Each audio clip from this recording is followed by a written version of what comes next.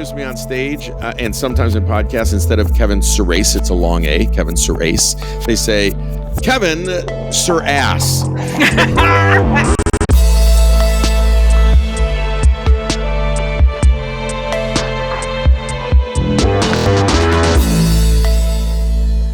Welcome to Cloud Realities, an original podcast from Capgemini, and this week a conversation show about virtual assistants with one of the fathers of virtual assistants.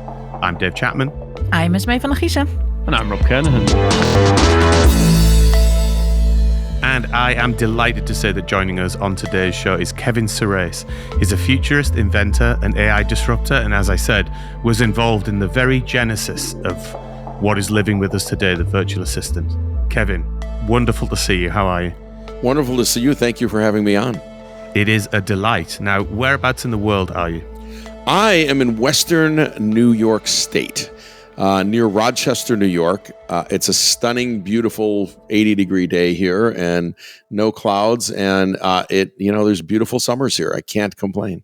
Robert, you were there over the summer. I was. We were at New York and up to Boston, out to Cape Cod. It was very good. I do like New York as a city in that area. It's got so much life to it. One of the great cities of the world. And you see so much diversity and interest. I always love going back. And I still like you arrive and you still think you're in a film because you've seen it so many times on a film. You're like, I'm on a film set. This is ace. That's a Brit's mentality of arriving in New York. And wow, big buildings. Big buildings. Yeah. Well, New York City is special, stunning, shows, and some of the best food in the world. No question, right? It's very hard to argue that. We're about 6 hours if we drive to New York City. So wow, that's quite a way far away from New York City, and it's easier to fly. It's 45 minutes or so. So we'll pop down to New York a fair bit, obviously with Broadway work and such. Oh yeah, Kevin, what's in the background? Because the listeners obviously cannot see that. Listeners cannot see that. So there's a couple of things, like you see some awards. That's a Drama Desk Award for some Broadway work. Some of these are film awards, and then there's radios. And you say, why are all these radios? There's some patents here too, right? What are these radios in the background? So there's a story about that. So back in the 70s and 80s, 60s, 70s, 80s, right? Before the internet, if I wanted to listen to a news from Los Angeles, I might tune in KFI, but there's no internet, and I'm in upstate New York. How would I ever get KFI? Well, I have behind me and then next to me about 25 long-distance AM radios meant for something called AM DXing. And every morning, especially in the winter, between about 4 a.m. and 6:30 a.m. here, I can get KFI. I think that's 6:40 a.m. in Los Angeles because of an ionosphere bounce. So the AM stations that transmit at 50,000 watts will bounce off the atmosphere, come back down.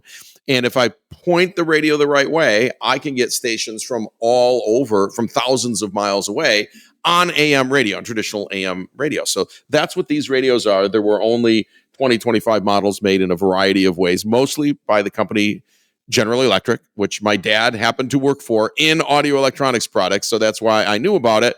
And so that's an old hobby of mine is, what station can I get that's thousands of miles away that I shouldn't be able to get, but I can because of the ionosphere? Well, first sorry you asked. That was actually a much better answer than I expected. Yeah. I just thought you'd be like, yeah, because they look cool. Yeah. No. But have you got all 25? I do. I have every single long-distance AM radio that was made, certainly by GE, and then a few that were made by just a few other companies over the last 30 or 40 years, because mostly sort of GE did that. And GE started that in about 1955 or so with the first long-distance AM radio, and then just grew from there. And it became this whole thing of, can we make radios sensitive enough and selective enough to pick out a station from thousands of miles away? And the answer is yes. And those clear channel stations that transmit 50,000 watts still exist today. They all still transmit 50,000 watts, and they are given what's called a clear channel, meaning no one else can be on that channel at night. They have to reduce their power to just a few hundred watts so that clear channel station can make it thousands of miles away if you want. It's and in New York City there's WABC, in WNBC, and I think in Chicago it's WLS, and they're Clear Channel stations today. Very cool. As you've already heard in the background, Robert and Esmee are here, guys. How Hello. you doing? Hey. You good? Yes. Now, Robert, Yes. what's confusing you this week? I'll tell you what's confused me this week, Dave. As you know, I'm quite a good citizen on Google with reviews and Google Maps, and I'm one of the top. I forgot about that. I'm one of the top. You actually do reviews. I do actually review, and I'm actually one of the top pub reviewers in the United Kingdom, actually. So I'm quite proud of that. In So the if I go to your pub, Kingdom, I will Kevin. review you. However, I use Google Maps a lot. You get the photos, you understand what you're doing, that sort of thing. But there's been this increasing trend on Google when you go to the Google reviews and when you're flicking through the photos of the place, people are uploading selfies of them and their family, obscuring the thing you'd be interested in seeing. And it's just a photo of random people in the world who happen to turn up there. And I'm like, what led you to think that you should upload a picture of yourself to Google? We should do that next time. Are you What? saying they don't understand what it means to be a professional reviewer, Robert? Exactly. Either they're massively narcissistic or they've just completely misunderstood what Google Maps is about. I want a useful photo showing me the thing, not a picture of you stood in front of the thing. I do not understand it. And it has massively confused me. And it's picking up more and more and more. You flick through, it's just a photo of a human. And it's just like, what? This shows me nothing and why. And People out are to millions of enamored. people. People are enamored with themselves. Yeah, they must be. Because Why take a selfie in front of the waterfalls and I can no longer see the waterfalls? That's not the point. I posted a lot of photos on Google Maps. I love doing it. If I've got this beautiful landscape photo of that beautiful piece of landscape, right? Very I want useful. people to see what it looks like in the fall with these leaves. If you go, and then I'll get thousands of views and likes and all that because it's useful. I don't put me in any of those photos. This is Google Maps, for goodness sake. But it feels like social media narcissism bleeding over and them not differentiating platforms, isn't it? Yeah, no, and the reason I do it is when you get the Google will tell you, like, I once took a photo of a random McDonald's in the middle of nowhere, and it was a dreary day. To go with your other photos of random McDonald's. But there was no photo, so I thought I'll just put one up so people can see the setup because it's useful if they go in, they know what it is. It's now got something like 4.5 million views, all right? And it's just this random, but because it's helped people. So I get this sense of I've helped somebody understand the situation. Like your photo in fall, say, if I go there at this time, it's going to be very beautiful. It's about helping others in society. And I don't want to see a picture of you on holiday obscuring the thing I'm actually interested in, sorry. And I think you might be right, social media narcissism or just total stupidity associated with what they're doing. Uploading the wrong photo or something. I don't know. Anyway, it's massively confused me, Dave. I'm going to start posting photos of Rob actually on all my Google Maps posts, just so you can find it and go, it's me. You should take a picture of him and just cut him in to all of the photos. Use that AI and just right put me in every Google review ever in the history of Got it. Yeah. All right. Well, actually, we got to the bottom of that. Let's roll right into the conversation. So I'm probably more on the lines of like, humans want to hear art and see art that's been created by other human minds, but it doesn't mean that artificial intelligence created art or music. It has its place. I just see it as a different thing. Like it sits alongside human work. Yeah, but there's this a collaboration that's happening, right? So I can produce music with AI, create music with AI, export it to MIDI, export that to notes, hand it to musicians and a singer, and what we will get is live to me, right? That singer is going to perform this thing that was written partially by AI. Right. Now, let me say this about that. We already have been using incredible tools in recording and music development. Much of the music you hear was not played by an actual musician. It was put in what's called a DAW. And second, there isn't a pop recording in the last 20 years that didn't use auto-tune or Melodyne. Yeah, exactly. Why? Not because they can't sing, but because I don't want to stay in the studio for a week to sing one song. I can plow it out in an hour. They got what they need. They'll fix it, right? Now, that's what we do to cut studio time down. Just as an aside, where do you stand on Jump by Van Halen as a song? And do you think that AI could improve that song? This is Robert's favorite song. So where do you think that AI could improve on perfection? I like that song because it's a song when you listen to it, you can't be sad Once you just put it on, it makes you happy. Look, it's a great tune. There's the question, can any tune be improved on? Well, look, already other people can cover Jump. Will they cover it to us the way it was originally done? It has it's kind of like the Beatles. We hear lots of covers of the Beatles, but everything the Beatles wrote stands the test of time today. I was just talking to someone about that. That's why, you hear something and you hear Yesterday and you hear every other thing they did. Some of those were ballads in the 60s and you go, these are 4 kids from Liverpool that crushed it. And they weren't the best singers, the best musicians. It didn't matter. They could write all music. within like a 5 or so year time frame as well. Yes. Mind-blowingly. Yes. And will any of, Katy Perry's music be with us in 10 years? I don't know. Will most of the music written over the last 20 years be around 20 years from now? I don't think it'll stand the test of time. I mean, I think I sort of stand in the some will, but it'll be a small minority, and there'll be a lot that the evergreens. There'll be a lot that drops away. Yeah, maybe. I mean, Taylor Swift. Look, Taylor did $2 billion in 1 year. That's more than almost any musician has done in a lifetime. Oh, for sure. So she's a hell of a businesswoman. Whether her music stands the test of time, I don't know. It works for the kids she's shipping it to today. 20 years from now, I don't know. But I will say this about the AI models. I can go to an AI model and say, because I work on Broadway, right? I say, I need the I Want song. I need it modeled after the best hits of the last 30 years on Broadway. I need a female who's going to be a soprano. And boom, that arrangement is so good because it's modeled after, 800 hits or 30 hits like or 50 the hits. Best possible bell curve of versions of that film. Right there. Theoretically, AI wrote a hit that I could not write because I can't take in all of that. No one can write hit after hit. Will you then use actors or actresses that will show it? Because yes, that's exactly right. When I am using AI tools to create new music, it's not to put it on a record or it's not to put it on Spotify, although I can, right? It's actually to use it in a show with real actors, actresses, whatever, to then perform it, right?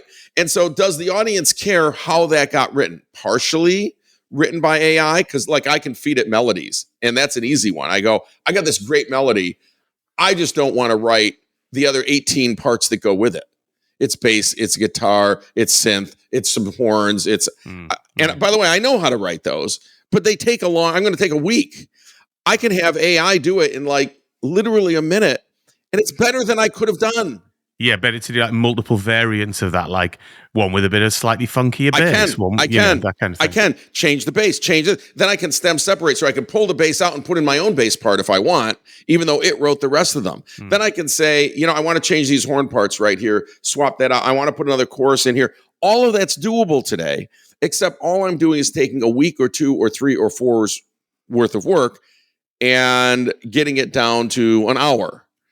Is that good? Well, people are going to use the tools. It doesn't matter if it's good. Well, it's the interesting thing, isn't it? We used an AI assist just in our day job recently. And obviously everybody's doing this. So I'm not suggesting this is particular genius or anything like that, but it was very much in the same way. It was about removing toil from the process. Mm-hmm. So we still had a lot of humans shaping it. So we did a first draft of something where we'd set up a meeting. We'd worked out the structure of what we wanted the end product to be like. We ran the meeting, having brought our own kind of experience to the conversation and research to the conversation, had a meeting. Obviously, you had AI transcript that meeting. And then off the transcript, we had it create a series of variants of what an end product could look like. Mm-hmm. Chose one of those, then we iterated on that, and then we used AI at the end to sort of round it off and finish it off. Now that ended up probably removing 10 person days from the process, something like that, just the creation of one product. And the outcome was just as good. So I'll tell you something I do every day, and I'm not afraid to tell the world this, so I get, call it 5 press requests a day, give or take, for commenting on either AI or cybersecurity or something like that, right? Something I'm involved in. And so normally up until a couple of years ago, you get the 5 or 6 questions 5 times. That's 25 questions I've got to try to answer in a day. Right. I didn't need to spend time thinking about what my opinion was of the topic. I know what that is. What took time, because I'm not an English major, is constructing the perfect sentences that were quotable for the press. Yeah. Because I'm not the press and I'm not an English major, as I said. Now what I do is I'll use GPT-5 now that it's out, right? That's my favorite model, but Gemini works, all of them work, but I think it's the best. I will put in, here's what I feel about this subject in about 2 paragraphs, but I'm blah, blah, blah, blah, blah, blah, blah, just bleeding from the mouth, right? And then I said, here's the questions for the press. Take my opinion and write very pithy, quotable responses that the press will want to quote. And so then I read it, I go, this is my opinion. It would have taken me hours to write those sentences. Right. This is perfect. I'm so much more productive, and I'm learning more because now I'm responding to all of this and I have to think about my opinion. So I'm critically thinking, but I'm not doing the mundane drudgery, right? Right. One of the funky things that we spoke to on the show was just talk to a transcript for 30 minutes every day about a topic and keep ingesting those transcripts into AI. And then basically you create a digital twin of your thoughts, and you can ask the AI the idea of your thoughts like you're doing, which is you talk to it and then you distill it down, but do it every day religiously for 30 minutes, pick a topic, talk about it, and you can eventually create your mind. And then when you start querying it, it remembers things that you haven't considered or forgot. That's right. And so it can re-prompt you. And it's actually a great way to sort of test your thinking, because you might not have quite taken that angle because it was a Tuesday and you're a bit tired and all that sort of stuff. I did that. And it's public. You can go to my website, kevinsurace.com, go to the bottom, get a digital version of me that has been trained on almost every, I've been on a few hundred podcasts, right? It's been trained on almost every podcast I did, my book, my writing, all the Medium articles. I trained it on all of my stuff over 5 years or so. And you're talking to a literal copy of me, a visual copy of me as well. It's pretty cool. Yeah, it's that thing though, when an organization's facing a massive exodus of knowledge, say, capturing that knowledge through these types of mechanisms is quite important, because then you're left behind with a thing that you can maybe talk to with a voice interface that might give you the answer that you needed, but you may not have been able to get when they retired. It might be the answer you would have given yourself, by the way, a year ago, but you can't remember. Yeah, exactly. I was going to ask Kevin, how often do you talk to yourself? On an evening, do you just sit there with a glass of whiskey or whatever your preferred tipple is and just talk to yourself for a couple of hours? You know what's really funny? I have really worked hard to not be that person, because we all know people who do, including our spouses and stuff, and they're just talking to themselves and stuff's coming out. And some of my older relatives do that. And so in my mind, I go, I'm fine if I'm talking in here, but if I start to mouth it, this isn't. The dog doesn't want to hear it. My wife doesn't want to hear it, because it's not filtered, right? You start so I try not to. I do have the whiskey.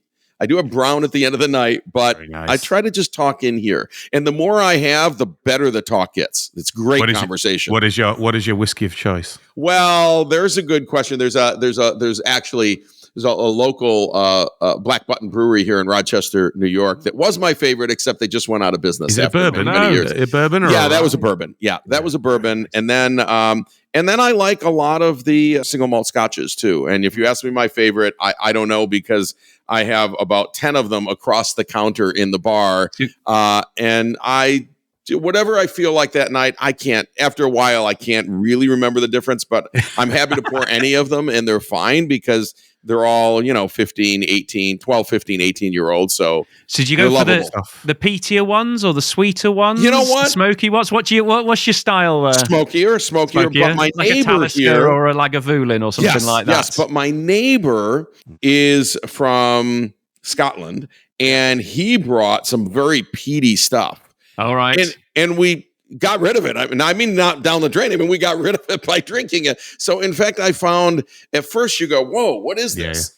And then after a few, like a Lefroy, extremely peaty. Yes, very peaty. And then you go, "This is actually really good.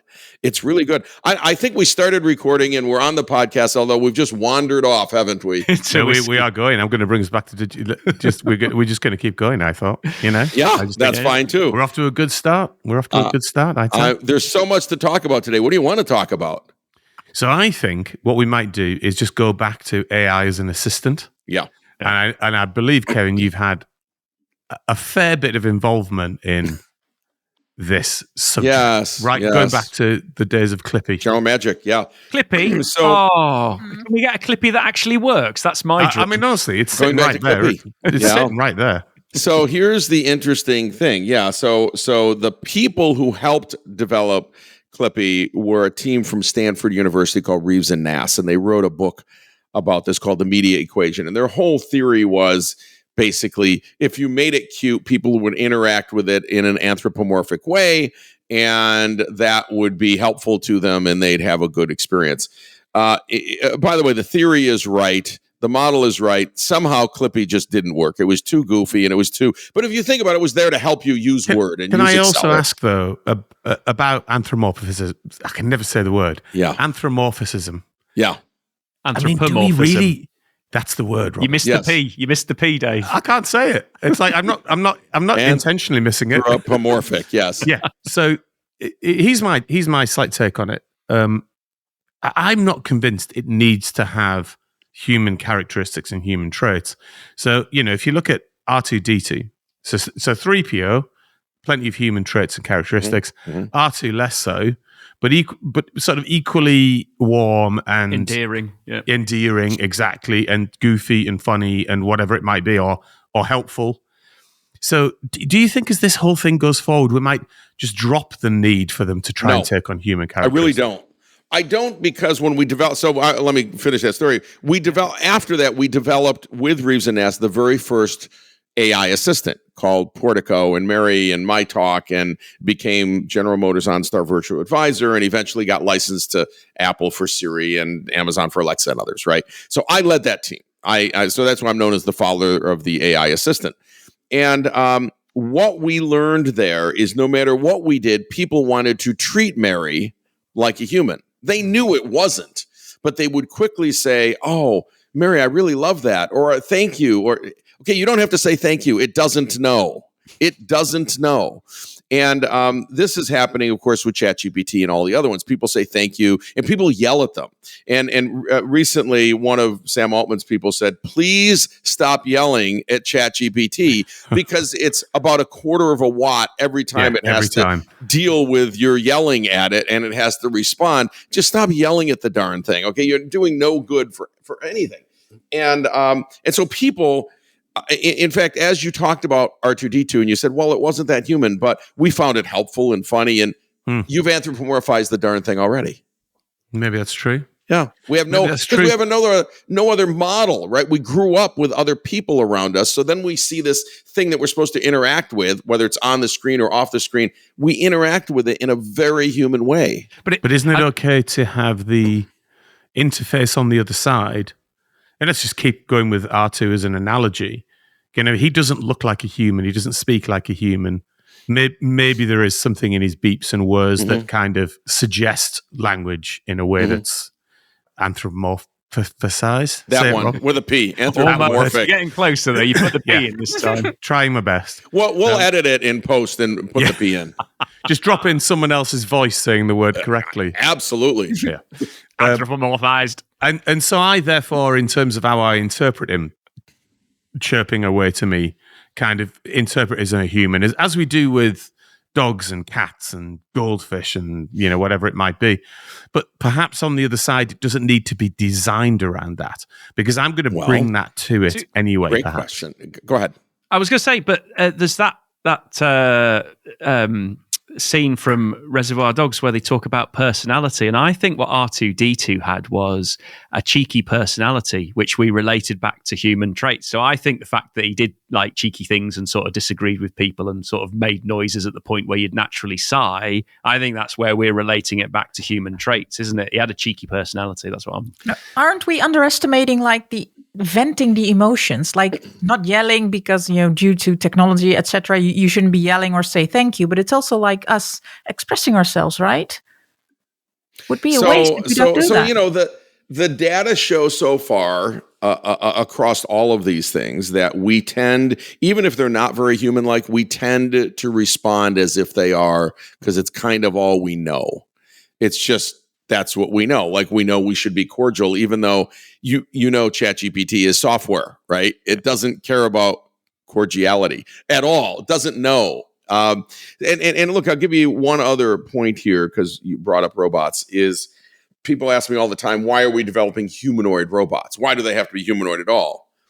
One, because of the interaction we think will probably be better, but that's not the main reason. The main reason is if I want a robot in the home, it has to work with my refrigerator, my stove, my washing machine and dryer. And those were designed for humans with 2 arms and 2 legs. Yeah, I can buy that. And they only work that way, right? Well, and so we have to do things that are about the size of the average human, or they don't work in the average home. And we're not going to redesign our homes for some other kind of robot with some kind of... So we're going to have humanoid robots. We've spent hundreds and thousands of years shaping our environment to our characteristics, so it needs to fit in 100%. I often found why strange that people don't see that. It says the world has been designed for us for our shape. So if we want, it wasn't designed for bears or lions or frogs. A frog can come into your home and never open the fridge. In fact, virtually nothing else can. Bears have learned to open the fridge, but virtually nothing else can open a fridge except humans and bears, right? Yeah. And bears, it took them decades to figure it out that the food's inside that thing. So no, we've designed it's perfect. We've designed our world for humans. We're going to have humanoid robots, and we're going to have them sooner than people think, because of the way we're training them now. They can self-train with reinforcement learning that we really weren't doing as much of a few years ago. So this is it's accelerating rapidly. So you started to tell us there a little bit about your early work leading teams around, kind of those iconic but early versions of digital assists, and obviously the background technology has really matured, particularly in the last, let's say, even in the last 5 years, with substantial leap on. Since we got LLMs and transformers, exactly, it's a game changer. We had a different type of technology. Then they were called hidden Markov models. They're still around, by the way. They're still used. It's a very good machine learning technique that doesn't use a lot of horsepower, doesn't need a GPU. It can run on a CPU, but we didn't have the models we had today. So we had to be very thoughtful about CPU usage, right? But still, she could say tens of thousands of things to you, which was enough to convince you that she had command of the English language. And she could understand millions of things you'd say, which again made you feel like she had a command of the English language. She actually didn't. She only understood very specific things. But we played tricks. We would put you into a domain, which, by the way, is the way Siri worked until very recently. We'd put you in a domain. So if we knew that you were talking to us about email, there's a gag there about, does Siri work? But I've just moved. I'm just going to move. That's a long, complicated thing, because the people involved in Siri actually. So here's what actually happened. So you go, how did some of these assistants happen? Well, what happened is we at General Magic were licensing our technology to other people. One of them was about to be Netscape. And there was this whole team at Netscape that came to a meeting, and we, shared the technology and showed the patents and all of that. But then Netscape started to go down. So that entire team left to form 2 other companies, one of them being TellMe, plus another one. Those were also voice assistants. They were modeled completely after what we did at General Magic, patents and all, because they could. And then some of that team went off to start the Siri company, which modeled exactly off of the seminal patents. Again, this is what we do in Silicon Valley. Nothing wrong with that. And finally, Apple bought Siri, the company, right? And some of those people stayed to manage Siri all the way until about 4 months ago, when Tim said, this isn't working well, I'm going to replace some of the team, right? Including the leader. So we know all those people because they all came out of literally, as is typical in Silicon Valley, one meeting where there were 20 people in it. We were sharing technology, and we said, here's the patents. This is how you do this, and these are the reasons why. And so everything was built off of that. But then when it got sold to, I'm going to close the story here, it was sold to Apple, Nathan Myhrvold, who was the former CTO of Microsoft, had purchased all the General Magic patents, knowing that someday there'll be something other than startups in this space. And once Apple got in this space, he went a-knocking and said, I have all these patents, and, you are infringing on all of them. So let's start with a few $100 million. The long and the short of it is Nathan made billions of dollars on the voice user interface patents that we built, voice AI patents that we built at General Magic. So I'm proud to to have really made Nathan a billionaire. Is there a little bit of you that was then maybe that could have been me and a bit for me, please? Can I just have like a well, at least take me to dinner again. I know, exactly. A nice tomahawk steak or something. Yes, exactly. And he likes that. By the way, one dinner was fine. By the way, he wrote this incredible series of cookbooks that's the science of cooking, and he goes in the chemistry of why certain things work in a certain way. It's kind of brilliant work. And I like Nathan a lot. So no. Here's the thing, when you work for a company, you guys know this, right? When you work for a company and you invent something, the company owns the invention. You don't get to take any of that. It doesn't work that way. So when General Magic sold those patents, they paid me well, right? And I had stock in the company, and I can't complain at all. But the billions goes to those who now hold the patents and extend them. And Nathan did that with Intellectual Ventures, and good for him, right? Everybody's got to have a business. There is working life in a little portrait. Beautifully said, Kevin. Exactly that.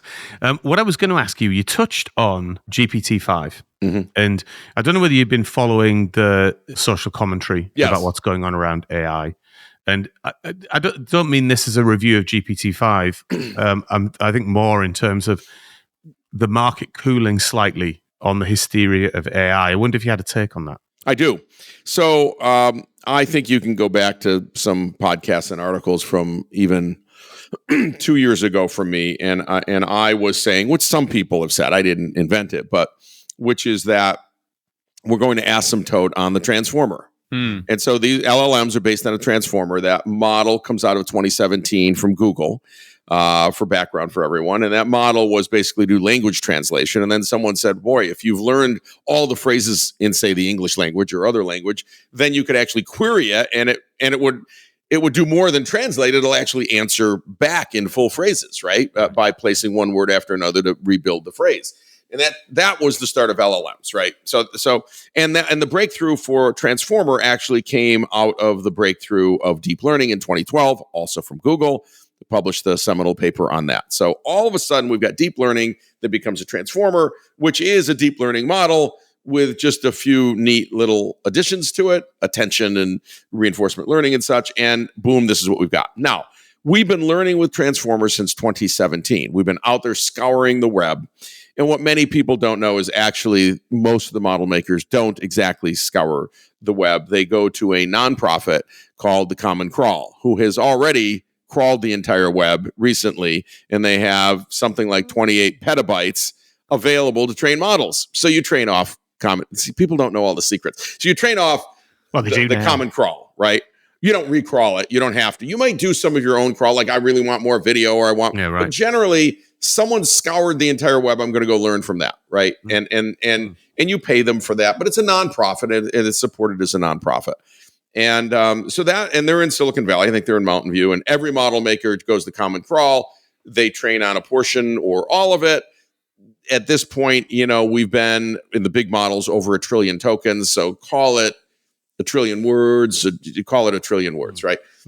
That's a lot. So going from 1 trillion to 2 trillion doesn't actually double the performance of the model.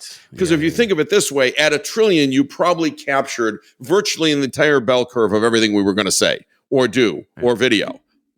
So 2 trillion doesn't expand that bell curve at all, barely, right?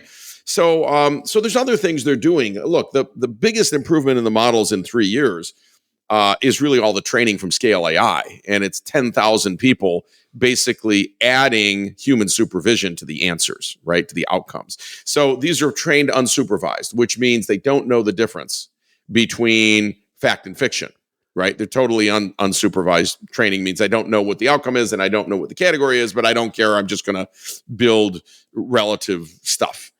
And then later you hire Scale AI with literally thousands and thousands of people that are looking at the inputs and the outcomes and saying, was that right? Was it appropriate? Let me fix it. So if you remember early on, these models would say, oh, I love you, or let me out, I'm stuck in the computer and stuff like that. They just put rules and said, no, that's not your answer. So by today, a lot of what you're getting is not what the model was exactly going to say. It was filtered by some filters that were put in by Scale AI that are humans. Now, at General Magic, we actually invented that concept, because we could not get the models to always respond right. So what we did is we had a slew of linguists. I hired linguists that weren't technical They were linguists, and we gave them a tool set that allowed them to fix the output. So if you said, give me my email, and it says, here's your voicemail, you go, no, let's fix that. When you hear give me my email, it means email. I'm giving you an example, right? Or if they swore at it, you'd say, what do you want it to come back with? Things like that. So they would sit there, 7 of them all day, 7, 8 hours a day, right? 5 days a week, and do nothing but fix the output. We actually patented that concept. That is what Scale AI is doing today. It hasn't changed. Those concepts still need review by humans.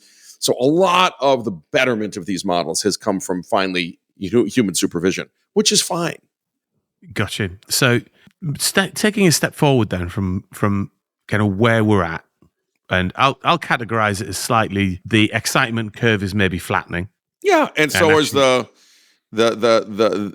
improvement in the models is flattening. We're asymptoting. And yes, and there'll be a relation between those two things, right? Yeah. So like where now from here, I guess. And there are two elements to that, I think. The first is the continuing evolution of the virtual assistant. Mm-hmm. I'm kind of interested in your thoughts on the Altman-Ive collaboration that was rumored, and I don't know whether that's still happening, but the evolution of that, the interface, for want of a better expression. And then in the background, kind of, are we there? Is that going to be the performance of the platform, or are there some step changes you can see? Well, we're reaching the end of my personal opinion. We're reaching the end of huge performance increases in transformers, right? So when the public finally saw GPT 3.5, and I think I had used 2 and then 3 and then 3.5, right? But when the public saw 3.5, it was a jump from having nothing to this computer I could speak English to. It was phenomenal. It was phenomenal. Now, those who've been working in this field had been speaking Python to this stuff for a long time. So it's like, we've been doing this kind of human, and those who, like me, who were in virtual assistants very early in AI assistants and AI voice, we weren't surprised at all. It was like, oh, that's cool, but we've been talking to models for decades, literally. Right. But now the public could say anything, and it would say something back. And so it's the first time most of the public got to interface with something like that and have a different interface than Google to ask questions to. So again, we've had Google for 25 plus years, right? They're almost 30 years. And we do ask it questions, and it would come back with a list of websites where the answers are. And now all of a sudden it would just give you the answer, which Google has adopted with Gemini up front, and they're doing, search AI and all of that. So I think we are asymptoting on the models themselves, but not at all on what we can do by combining these models in applied AI. I think all of the win here isn't, it's a better LLM. They're already way smarter than any of us here. I mean, there is, all 4 of us could ask an LLM something esoteric, and it's likely to come back with the right answer that we could not have thought of or found. So it's already really good, is my point. Now we have to apply that, like I'm doing. I'm doing this work at AppVance. We talk about it a little bit. That's very cool. And the application of 5 different transformers to solve these problems is pretty mind blowing. So there's a theory around when a tool is created, and they're called GPTs, general purpose tools, like a thing. It takes at least a decade for that tool to embed itself in common day usage. So you've got the model's got to where it's probably going to get to without some significant change in how we approach it. Right. But actually, humanity has another sort of 8 years to go to work out how to actually use this stuff day to day and make it work effectively. That's right. Look, people are using, chat for the things they're using it for. But now, like I said, so on Hugging Face, what are there, 300,000, 400,000, 500,000, models right now using a variety of transformers, right? So think about the people doing that work and training models on very specific data sets. Very different than let me train it on all of the English language, right? And these are valuable when you apply them to real problems. So I'll use AppVance as an example, not to advertise the company, but I want to use it as an example because when we look around the world at the number of people in software quality assurance, for enterprises is 2.5 or 3 million people are in those jobs. And they're either manual testers or they are writing test scripts. They have been doing these jobs for 3 or 4 decades, right? There's been very little change. We use recorders or code or manual testers. That's what there's been. So what we said is, how do we leverage a variety of machine learning and transformers to model exactly what the humans are doing? Because it's quite repetitive, right? I've got a test case, I'm reading it, and what am I doing? I am writing scripts. So we spent years and a few million lines of code in 5 different models to get to a point where I can, from business requirements, I can generate test cases. From those test cases, I can generate the scripts, no human involvement. And from the scripts, I can run them and tell you where all your bugs are. I don't have a human in that loop. I actually don't need a human. Now, if I'm one of the 2.5 million humans that do that job, I'm a little worried. Yeah. The whole tick speed of an organization, Agile came in 2-week sprint. Now it's a 2-day sprint. And you put AI in the main profile and a human's just doing the check and balance now. That's so you're taking the human just to observe the loop, not even get in the loop. So don't get in the loop. Yeah. And it's that which is like 2 days, bang, I'm done. That's 2 weeks worth of work. That's and it's validated and checked. And I think we haven't quite revved our minds up to the tick speed change that in an organization that's about to arrive for this sort of software development. That's right. And I'll tell you what's interesting is we and others, I speak around the world on this, and I talk to a lot of people doing this work and putting applied AI into enterprise, right? You might be shocked, there might not be. The number of people at the lower tier, and this could be customer support, it could be people in QA test, whatever, right? That when they see these technologies demonstrated to them, that lower tier, I don't know what, the workers, right, actually sabotage the POCs, actually sabotage the tests of these things because they don't want them in. Like, this is not what they want in their world. You can't imagine that ever happening, Robert? Turkeys don't vote for Christmas, David. No. Yes. No. Yes, turkeys don't vote for Christmas. So, do you know the word sabotage? You guys know where it came from? French word. Did it come from the Beastie Boys song, Sabotage? No. Brilliant song, by the way. Brilliant song. No. It happened in the Industrial Revolution. It happened in about 150 years ago in France when automation was showing up in the factory floor. And the workers would throw their shoes in the machines to clog them up. Luddites. The sabots and the Luddites, the Luddites actually followed a leader, Mr. Luddite, right? That was the whole thing.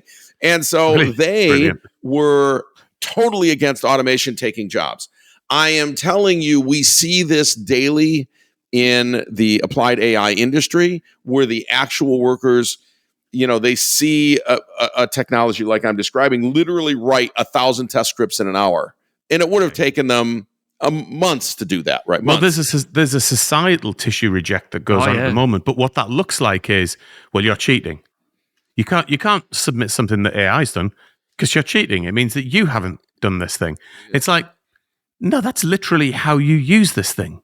It is to avoid me having to go through the toil of doing that. That might as well be, it's cheating to use Excel, which, by the way, when Excel first arrived, people thought it's cheating, don't use that. But eventually, of course, it took over finance, right? It's cheating to use a car. You should walk. What? Yeah. It's 500 miles. No, I can't walk.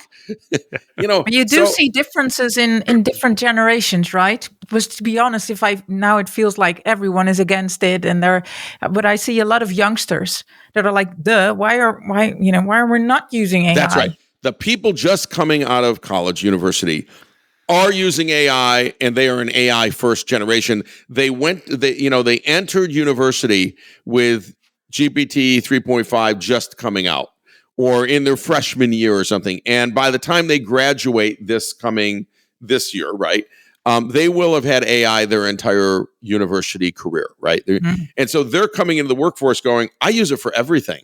Right. I use it to pick my meals. I use it to decide how to drive, where I go to, where my vacation is. I do all of my assignments with it. And then I use a checker to make sure that the checker can't catch the fact that I did it to do all my assignments. Oh, yes. So the fact of the matter is they're very good at using these tools. And so it's the people who are already in the jobs that are going, I need to protect my job. Right. And my answer to that is the people who threw their shoes in the machine didn't win in the end. In the end, the machines won. They always win. Automation always wins. The PC on the desktop, the smartphone, the wheel, get over it. Well, just before we move off AI, I just want to return back to the earlier point that we were making. Part was the model evolution, and we talked a bit about where the model's up to, and then we talked about the assistant, the front end, the interface. So, what do you see as using Rob's model of sort of 5 to 10 years for the actual tool set to build in? What's our interface going to look like over that period, do you think? Well, it's very interesting. Some people predict that a lot of enterprise software is not going to look like it does today. It's not going to have pre-done forms and pre-done reports. It will literally be just a text interface that says, give me data on the following, format it in the following way, and blah, blah, blah. Now, here's why I'm going to argue my own point there. Because the English language, I'll pick on the English language, isn't that prescriptive. The reason IBM developed coding languages in the 50s and 60s is not because we couldn't have understood English. It's because English wasn't a good descriptor for doing math like Fortran was, or dealing with text the way COBOL was. So we developed programming languages to describe those very accurately, right? So if I had to describe some kind of algorithmic logic, which I can describe today in Python or C or Java or JavaScript or whatever, I don't know that I could easily do it in English. It might take an entire page. It might take, which I could put in Java in 3 lines. Right. So we have to be careful what we ask for, right? There's a reason that we've created these management reports that look a certain way. And to describe that report in English might be almost impossible.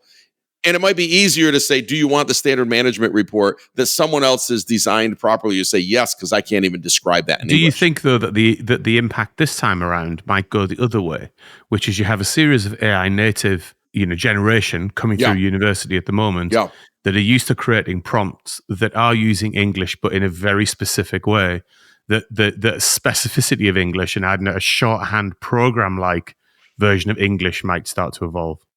It's possible. Yes. We invented Gibberlink. I don't know if you know what Gibberlink is. Gibberlink allows LLMs to talk to each other at high speed, and when you hear it, has to be audio acoustic. That terrifies me, Kevin. Yeah, that terrifies me. It's acoustic. Yeah. It's acoustic, so that if an AI calls an AI on the phone to make a hotel reservation, it'll recognize the other AI, and they'll start talking in something that sounds like a modem. It's like babies talking to each other. Yes, but it's really fast. They can speak to each other fast. Amazing. And that's good, actually, because they can they can be done in 3 seconds. They don't actually need to talk to each other, in English. And we invented that and gave it to these models because we know the English language is not prescriptive, is not accurate, is often misunderstood. I can come up with several sentences, and you go, it either means this or this, and these are 180 degrees apart, right? It's not a good language for describing articulate. So if I showed you a management report, your Capgemini, you all know what big management reports look like, and they have colors and graphs and charts, and if you literally had to describe that thing in English, you'd pull your hair out. Yeah, it's true. I just want someone to I could pull my hair out with those things anyway. Well, already, right? And an expert designed it, and so I'm not sure, right? I mean, I think there will be a lot of things we can do. So already, look, if you look at Copilot in Excel, one of the problems in Excel is you go, I need a formula to tabulate this column, but then add it to this one and do that, and you're going, this is really hard. I can't remember how to do it. And so now you can just type it into Copilot and say, well, what I really want is do. And if you can describe it well enough, it says, here it is. Boom.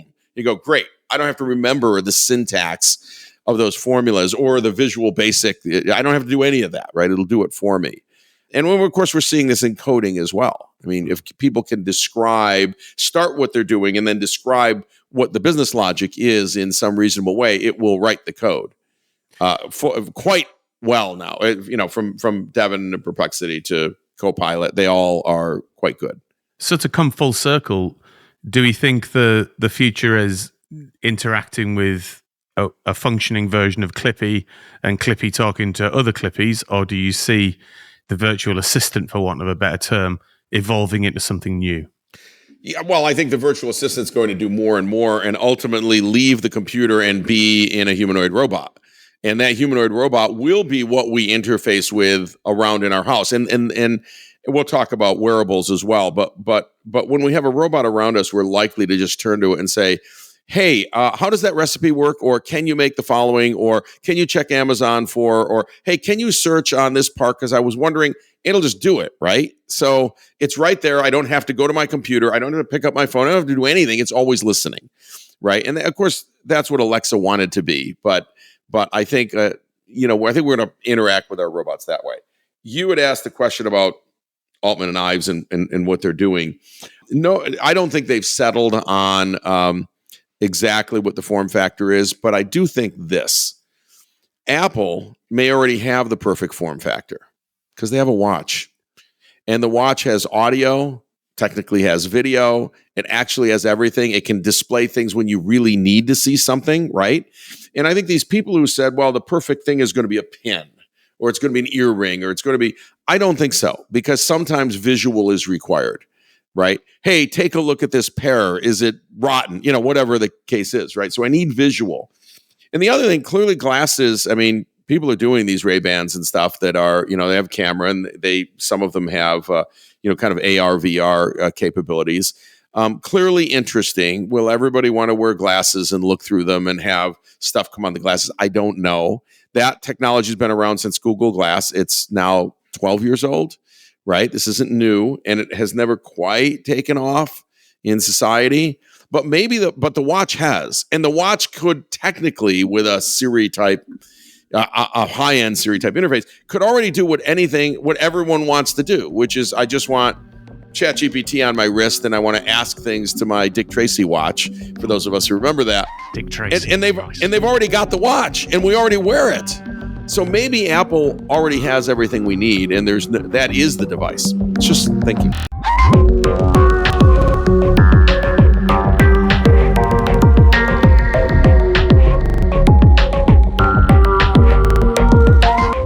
Yeah, there's this compelling insight that I wanted to talk to you about, because nowadays we now have around 175 zettabytes of data. That's like 50 million gigabytes.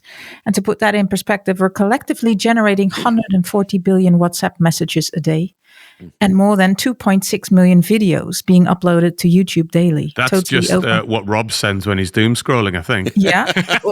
Or when I'm stressed about travel. Are you there yet? Marcel, have you booked the Airbnb? Why aren't we there? Where's my ticket? Oh, I've lost my passport. Yeah. Are we all still going? Have we got tickets for the conference? Have you got your ticket? I've got my ticket. That's a billion WhatsApp right there. Yes. So 500,000 hours of content every day in 24 hours.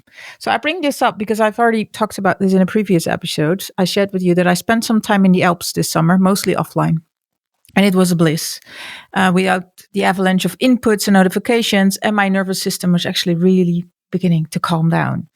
And that starts a huge contrast between relentless digital noise and everything that we just talked about. I think AI and the speed of delivering AI and tech and real life quiet made me pause and wonder. What do you think, Kevin? With AI accelerating to fill in every void, where do you see these breathing spaces, that biological and psychological pauses that we really need? Because, with such high rates in burnouts, are we actually helping ourselves here, or where do you see this going? That's such a thoughtful question. I'm glad you asked it. I am working on a book called The Joy Success Cycle, and it attempts to lay out a plan that says, regardless of what you have to do that day, you have to make every moment joyful, because it's up to our own brains to say, for example, I'm going to love being on this podcast, or, oh, I've got to be on this podcast, right? And as humans, we tend to do the negative. Oh, I got to do this. And while I'm on here, there's emails piling up, or there's, this is what we do. And we have to stop doing that anyway. And we have to focus, and we have to enjoy every single moment. And some of what we do is we talk about mind breaks, and a mind break could be half an hour, could be 10 minutes, or it could be a week or two in the Alps where you literally shut down everything. The challenge for society today is while you're there and decompressing and taking in wonderful nature, you subconsciously know that those 300 emails a day are still coming in. And that when you get back, there'll be 4,000 emails waiting for you. And that's what we've done in society. That's what we've done. And somehow we've got to find joy even in that. Right? We've got to find joy in getting away and not worrying about that coming in. And then we've got to come back and actually say, I'm going to dedicate a day to do nothing but catch up. And I'm going to find joy in getting rid of 99% of these that I don't have to respond to, right? But technology has been taking more and more and more of our life, to some extent, since the phone. And then, we don't remember that, but the original phone, then the computer. Once we had a computer at home, and many of us will remember the days before we had a computer at home. And then we got a computer home with a modem, and it would make noise. And what would you do after dinner? You'd get back on, check some emails, do some things. All of a sudden we had email, internet kind of thing, computer. Then we got this thing, all right, the smartphone. And then it was 24/7. You wake up at 3:00 in the morning, you go, oh, look at these 4 things that came in. I can probably answer some of those. And I'm not saying you do that, but a lot of humanity is doing that. These phones are in the hands of something like 3 or 4 billion people. Right? This is crazy, right? And now AI is here. And AI, if used right, is making all of us actually produce more content than we've ever produced in our life, ever. Like I talked earlier about replying to the reporter, I can reply now to 4 or 5 times more reporters in the same amount of time that I used to. I can write 52 blog posts in a day, right? I've got my thoughts in there, but I'm still going to edit it, but I can do a year's worth of blog posts today. Right. Now, what's that doing to the brain? Well, to some extent, it is keeping your brain really pliable and really active, which is really good, because when we look back a generation or two, when people retired, they literally retired, like the brain retired, they played golf, they watched TV, right? Mm-hmm. And now, I have been rethinking, what does a retirement look like? Right. Because maybe I want to keep inventing, or maybe I want to stay on some boards, or maybe I still want to help companies, whatever it is, because my brain is so active and producing more content than I could in the past.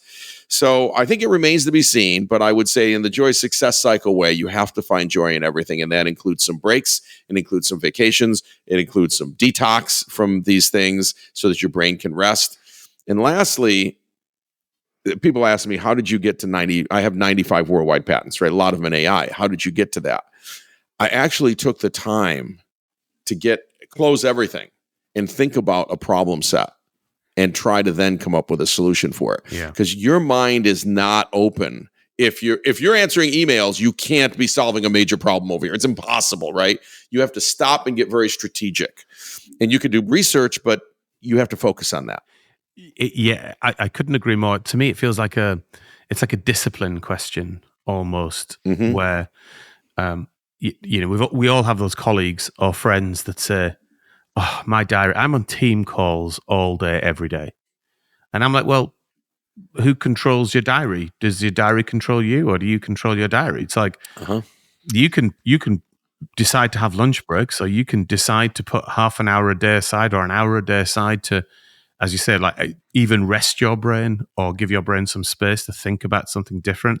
But it seems to me, one, that is an act of discipline, because there's always something. There's always a problem or an urgent thing or an operational thing. There's always going to be. They're always going to be there. They're queued up in an infinite queue. So now, you're just going to strike them off and strike them off and strike them off, and it's never going to end. You seem keen to come in, Robert. Go for it. I was going to say, this was answered in 1996 via Hollywood with the great film Multiplicity and the actor Michael Keaton. Do you remember where his life's too busy and he clones himself? right? Yeah. To deal with all those little things you just talked about, Dave, which is the things that are easy to deal with, but there's so many of them. And of course, there's a caper and it goes wrong. Given and it's an things infinite happen. queue, though, does that mean you just get an infinite number of Michael Keatons? Wow. So when we talk about creating digital twins of ourselves, in a couple That's of right. years, you could create a digital twin of you and give it The mundane stuff. and then just turf it over an agentic Dave. And then you can have as many agentic Daves as you like. That is the point What a of thought. agents. We're going to get more done, but we're going to farm that off to agents that we learn to trust, which, by the way, executives have had and kept secretaries that did exactly that. Literally looked at every email, every calendar entry. Yeah. I'll give you an example, though, is right on to this, which was I have usually had a CEO coach, and that's because I want to get better. I always want to be a better manager, blah, blah, blah. And I'm also curious about what other people are doing, right? So, the best golfers have coaches, not because the coach is a better golfer, but they see things that you can't see. Absolutely. So one time my coach said, turn around your computer. I want to see what's on your calendar. Okay. And the calendar's full, of course, like the entire day and the next day and the next day. And he says, you're a complete failure. So, well, that's should I keep paying you? I don't know. And he says, here's the reason why. You're actually hired because of your experience in your strategic thinking. Right. And you've left yourself zero time to strategically think. He says, I want you to only fill 20% of your day with meetings. And the other 80% is for strategic thinking based on what you've learned in those meetings and what else has come over the transom, et cetera, et cetera. And if you don't have a blank calendar 80% of the time that people, and maybe you block it so that people can't take it, you are a failure as a leader, or you haven't hired the right people, right? You've done something wrong. I thought that was great advice. Kevin, I was lucky enough to go on a like one of those senior leadership type, away, like you go away for a week and you have, people come in and tell you cool stuff. And it was, I had exactly the same interaction where, somebody was doing like an inspirational talk and they got to a point where they basically said, you're at a point in your career now where you turning to leadership, you have to realize that 80% of the things you do on a day-to-day basis are a waste of time. So make a decision to stop doing them. Mm-hmm. Yep. You have to. You can't do everyone else's job, or else you don't need them and you're not a good leader. And you can't be strategic. That's it. But it's not only on that level, that intentional downtime, as we just mentioned. I think it's for every level. But can you actually, can you make sure that in the organization you can have that pace altogether? And I think that's also something we should ask leadership. Do you see something there that organizations are actually aware of the speed in everything that we do, and that they just go for intentional downtime, even on team level and individual level?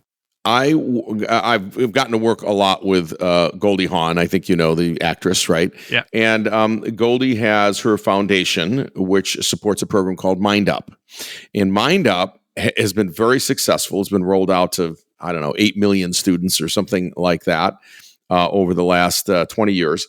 And Mind Up is about taking scheduled mind breaks during the school day. Literally a mind break. Everything stops. You stop learning. Everything goes quiet. And here's how you focus your mind during that 5 or 6 or 7 minute mind break. And it turns out that these students have better test scores, less anger at the other students. They get in less fights. Like, all the data are now there, right? Over 20 years. And all they're doing is a few 5-minute breaks during the day, 2 or 3 or 4, small, but it stops. As she says, it resets the mind to now be ready to accept the rest of your math class or the rest of your language class or whatever it is. And so the mind break in children works. It happens to work in adults too. And even that 5-minute stop, and again, there's a focus part of this. You have to go read what it is, that focuses your mind in a place far, far away from what you were doing. Right. And then when you come back to it, you're coming back refreshed, even in just 5 minutes. It's amazing what it does. I need to insert them into the middle of infuriating meetings. Where you just have a button, you go mind break. Mind break. The window comes down and the shutters then come back up and everybody's refreshed. That is not a bad idea. When you get into these heated meetings and you go, oh, how am I going to unravel this mess, right? Everybody's hating each other right now. And look, they're all bringing their own experiences. I get that. But the mind break is one of them. And if everybody could stop, we're not going to talk about this anymore. Here's how you do your mind break. Take your 5-minute mind break, and then we're going to come back to this topic. People come back with a more open mind because they got closed because the frontal lobe got disconnected from the back, right? Yeah. And the frontal lobe is what is keeping us from being hunters, gatherers, and killers. So we want to stay connected to that part, right? Otherwise, you reach across the table and kill the guy on the other side of the table, and it's probably not worth that because you're arguing about, Can you imagine the HR? Can you imagine the HR? I mean, that's a big cue. Yeah. They'd need agentic HR to deal with all the crap. Yeah, that's a cue. That's a cue for HR that something's gone awry. Anyway, the mind break is a real thing, Esmee, and I thought you'd appreciate that. I love the idea of an HR KPI that is how many people were murdered in meetings. You go, we're going to keep that one below 70 this year. Yeah. Keep it below 70 this year, but not to 0 because then not enough's getting done. So we want a few. There's a healthy number. We have to. Yeah. That's terrible. You don't have to cut it from the episode, but we're just joking, people. Okay, it's totally disclaimer. Yes. I think that's what we always talk about. In the end, it's also about culture, right? Because we're talking about discipline, and that's very individual, and you keep having these messages, and then you're the one that actually has to decide, no, I'm not going to respond. But in the end, it's also about the culture and the organization, that you're allowed and that there's space for you to go into those 7 minutes of quiet. It's the Brene Brown thing. And again, I've gotten to work with Brene, and, part of what Brene talks about is this culture of the ability, to speak out without feeling like you're going to get fired. I'm summarizing a big book, right? Many books, but and if you want real disruptive innovation, that is what you have to do from the top. So anyone can say virtually anything. I mean, you can't harm someone, right? But you can say, I've got an idea, and I know this is way outside, but I think we should make tables. What do you mean we should make tables? You mean tables on? No. Literally, we're going to bring in saws and make tables because we'll be really good at it. Okay, well, help me understand why you think that way. Don't throw it down. I'm being facetious in this case, right? But don't pin them down, and don't tell them that it's a dumb idea, because the reason people don't come up with the best ideas is it's too risky. They're worried that their boss and others are going to judge them, right? And they feel very vulnerable. And vulnerability it doesn't help you come out with the best ideas. You don't want your people to feel vulnerable at all. You want them to feel, I can say anything, and it's going to be examined and thought about, and it's a great, it may not be done, but we're going to have an open conversation. Well, look, on that note, I think very positive note of humanity at the end there, let's draw our conversation today to a little bit of a close. And Kevin, before we move on, a big thank you for taking the time out today. What a pleasure it's been to talk to you. Oh, thank you. Hey, we're having fun. And you know what? The best podcasts, I think, for the listeners as well, they can tell everyone's having fun. We're having fun. We're getting real data out there. We're sharing our experiences, sharing what's going on in AI and applied AI and all that, but we're also having fun. Yeah, that's what I think too, and I hope we've managed to do that today.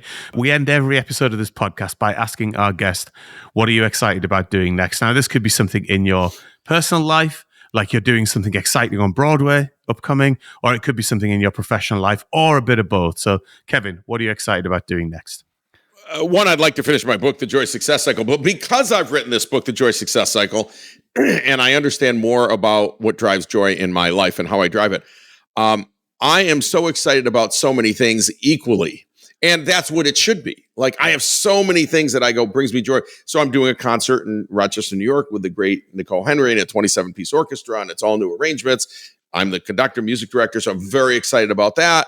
Only seats 550 people. I'm sure we're going to sell out. I am very excited about some of the stuff on Broadway and film that I'm doing. I'm really excited about what's happening with AI in music.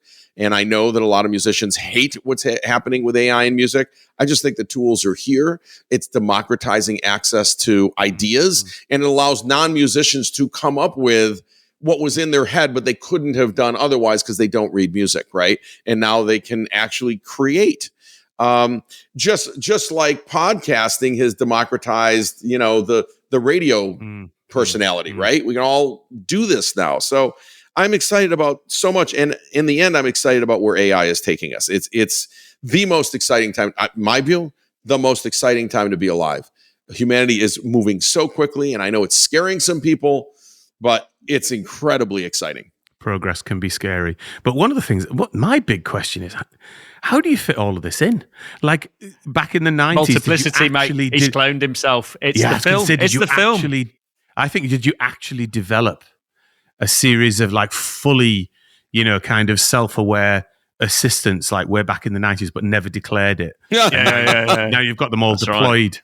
How do you know this is the real me? Exactly. I think that's the question we have to. I have a virtual version of me that can be on here and would interact with you, so you don't know it's the real me. But in this case, I can reach back here and touch that, so probably I'm the real me.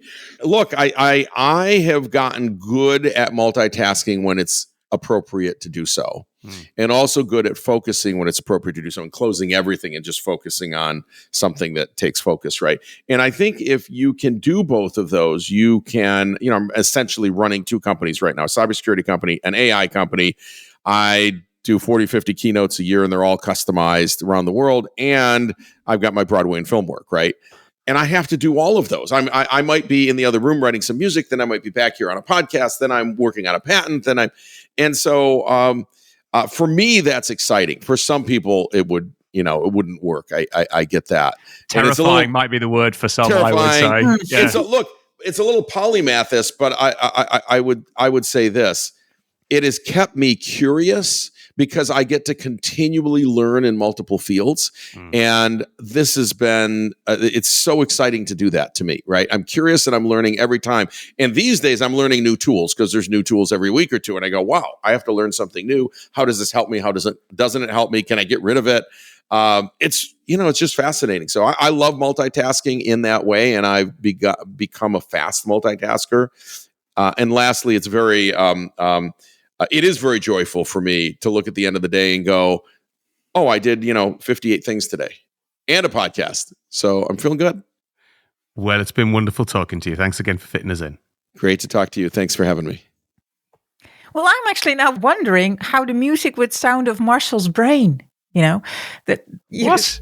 Well, Marcel hasn't got a brain. It's just be silence. That people, if I only had a brain. What I do know is that we're on LinkedIn, and we'd love to hear from you. So feel free to connect and DM if you have any questions for the show to tackle. And of course, please rate and subscribe to our podcast. It really helps us improve the show. A huge thanks to Kevin, our sound and editing wizards Ben and Louie, our producer Marcel, and of course to all our listeners. See you in another reality next week.